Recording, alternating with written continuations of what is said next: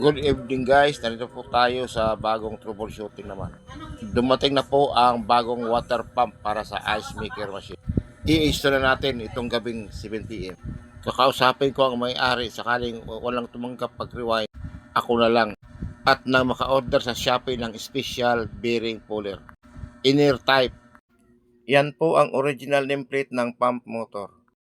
Coil resistance ay nasa 200 ohms. Iyan po ang bagong pump motor. Iyan naman ay galing sa luma. Sa lumang pump motor ay papaklasin ko ang steel plate. Ang reading ng bagong motor ay 219 ohms.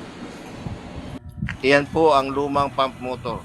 Iinitin ko para makuha ko yung steel plate dahil sobrang tigas ng screw. Kung di mo initin ang screw, talagang matigas kunin para po lumambot. Ayan po ang steel plate, nakatouch na po sa bagong pump motor. Ibabalik na po natin sa dating lalagyan niya.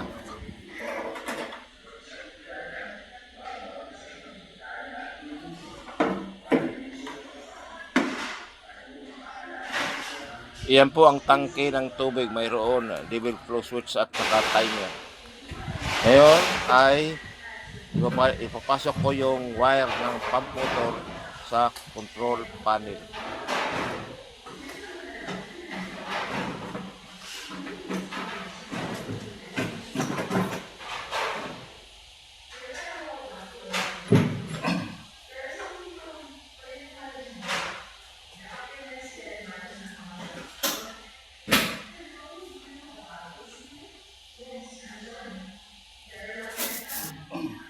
Ayan na po yung wire. Nakatagos na po sa control panel. Yung itim na wire na yan.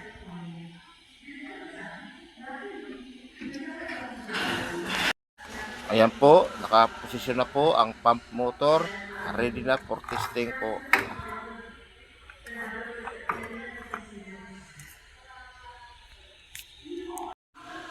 Yan po ay indicator at mga pindutan po. Yan namang block ay electronic controller. Left side ay circuit breaker. Sa ibaba, magnetic contactor. At maka nakahilira ay mga wire terminal block. Sa taas naman yan ay power supply. Yung block na yan ay PLC type. Sa taas, circuit breaker. Sa ibaba, dalawang magnetic contactor. I-power on na po natin ang mga circuit breaker.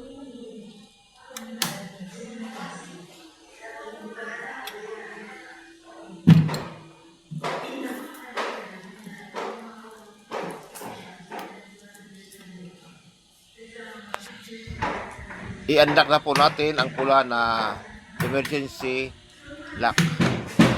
Okay, then pindutin natin ang start button.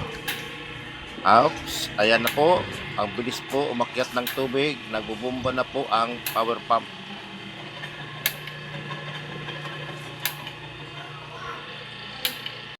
Ayan na po yung tubig. Umakyat na po sa tangke ng evaporator at saka crashing ice. After nearly 1 hour, tingnan natin ang resulta sa ilalim ng lagayan ng ice.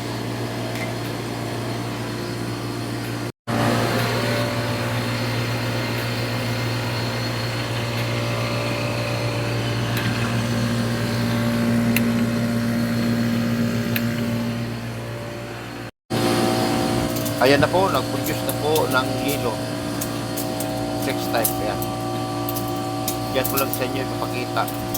Dahil pag-feel natin kung anong klaseng fix po yan. Hawakan ko po yan at ipapakita ko sa inyo. Yan po. Parang chipi-chip. Dahil bago na ang pump motor, matagal na itong masisira.